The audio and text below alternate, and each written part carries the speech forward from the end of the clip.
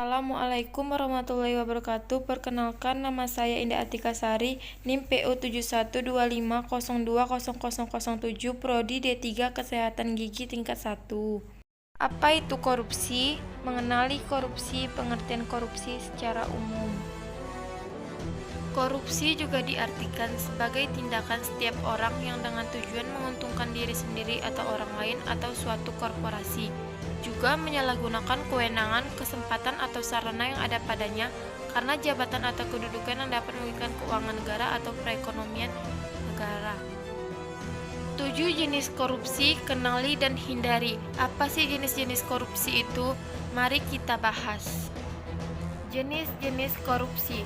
1. Kerugian keuangan negara. 2. Suap menyuap. 3. Penggelapan atau penyalahgunaan dalam jabatan. 4. Pemerasan. 5. Perbuatan curang. 6. Benturan kepentingan dalam penggandaan. 7. Gratifikasi. Unsur-unsur korupsi. 1. Perbuatan melawan hukum. 2. Penyalahgunaan kewenangan. 3. Menyalahgunakan kesempatan. 4. Memperkaya diri sendiri, orang lain, dan korporasi milik sendiri. 5. Merugikan keuangan negara atau perekonomian negara. Contoh-contoh korupsi.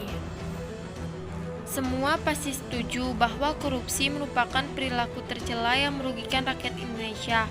Maka tak heran bila kita jadi geram ketika ada orang yang melakukan korupsi. Bagus sih kalau kamu menyadari akan bahaya korupsi dan mengutuknya. Tapi apakah sudah yakin kalau kamu terbebas dari perbuatan korupsi?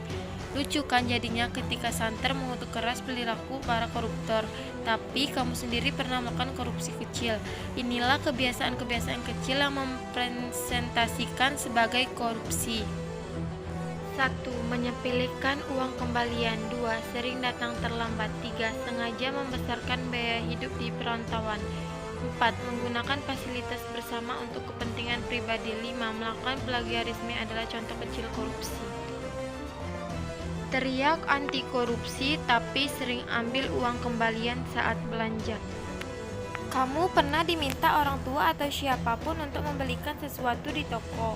Mereka lalu memberikan sejumlah uang yang nominalnya besar.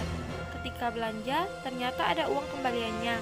Tak jarang kamu tidak mengembalikan uang kembalian tersebut karena beranggapan bahwa itu bagian dari upah kamu, atau menganggap mereka adalah orang tua atau saudaramu, jadi tidak perlu dikembalikan.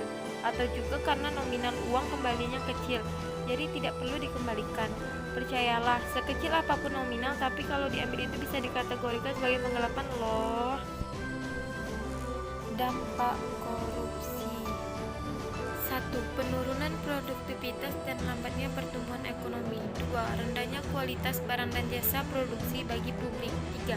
Menurunnya tingkat pendapatan suatu negara. 4. Menurunnya kepercayaan dari para investor. 5. Keterbelakangan perekonomian negara.